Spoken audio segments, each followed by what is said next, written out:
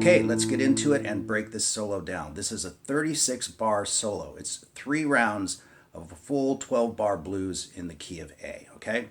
So we open up the solo with this phrase.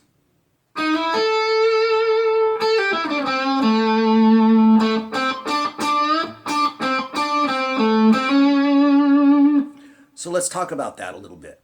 Right out the gate, I'm sliding from the flat 5 of the blues scale, the blue note itself. That note right there. And that really gives it a nice little flavor instead of sliding from, say, 7 to 9.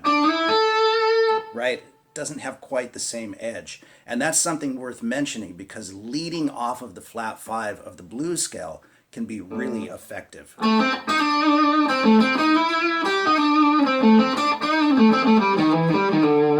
You see what I mean? It just gives it a nice sound. So anyway, that's how the solo opens up. And then we just play some scale tones. Now right there is a bit of a bend, not quite a half step, although you can look at it as a half step, but it's sort of hinting at the major third of the A7 chord. That note right there, which we bring into play in a big way as we finish the phrase.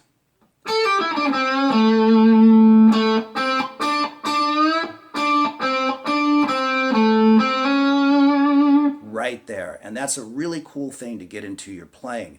Stealing tones or notes from the chord that are not part of the actual scale. And of course, you can only add that note while you're on the A7 chord. There's a lot of information on this in my full blues rock guitar course, but for now, you can see the note right there inside the chord.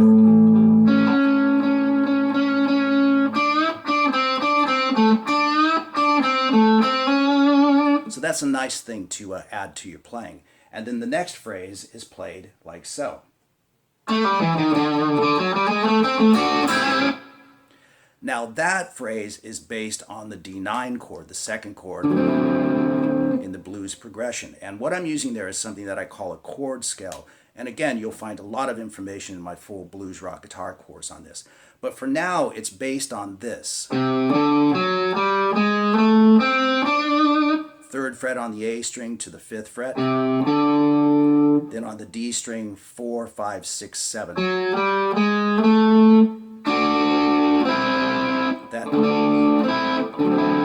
See, it's all based on the chord, not just using the pentatonic scale or the blues scale, but really getting into each chord chasing and playing off of each chord. It gives it a really nice flavor.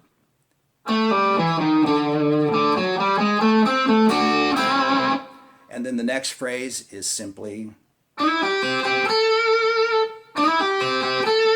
kind of a Jimmy Page thing, a la The Ocean and a few other things, right? But you can see I'm using my 2nd finger to slide that.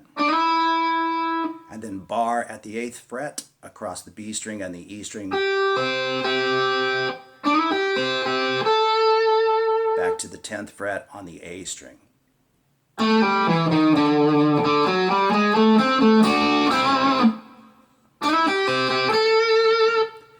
And then that is followed with this phrase.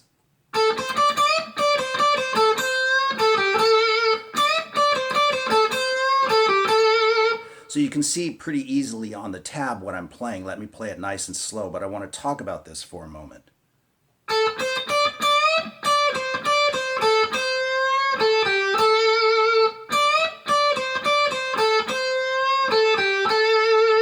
Now, once again, we're back on the A7 chord, so that bend right there is actually bending up once again to the major third of that A7 chord. That's the octave to it. Once again, adding a little flavor by getting inside the chord.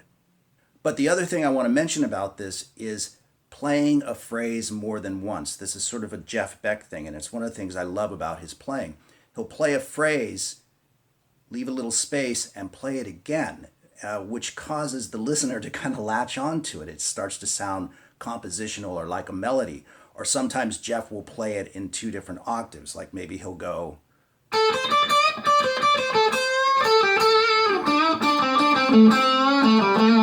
That's really cool stuff to do. By playing a line twice or playing it a second time and slightly altering it, that can be really cool and effective.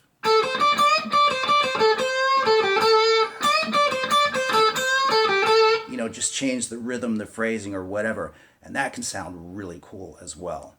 So now we find ourselves on the 5 chord, the E9 chord, moving to the 4 chord, D9, and then the turnaround, okay? So what I used at this point in the solo is double stops based on each chord. And again, there is complete information on this in my blues rock course. But let me explain how this works. First of all, this is the phrase that I played.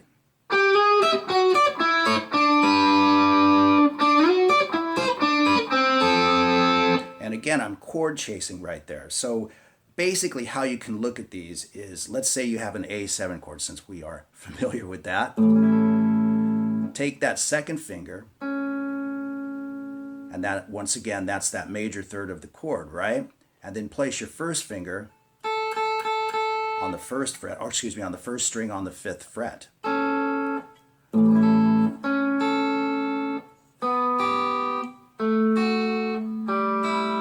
And you can do that off of any chord. So for instance, if I'm thinking of an E7, 11 and 10, 9 and 9, 7 and 7. So I'm thinking of that over the E9 chord. So then if I think of a D7, it would be the same pattern. 11 and 10, 9 and 8, 7 and 7, 5 and 5, okay? So that's what I'm doing. I'm thinking about that E7 or E9 chord, basically the same blues flavored chord. And then for the D7, so that's kind of standard stuff. You know, you hear it used a lot, but it's really nice to get into your playing.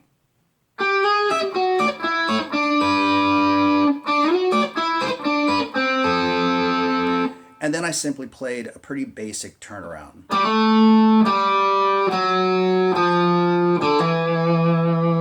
Nothing too uncommon or unusual about that, but sometimes simplicity is the key to expression.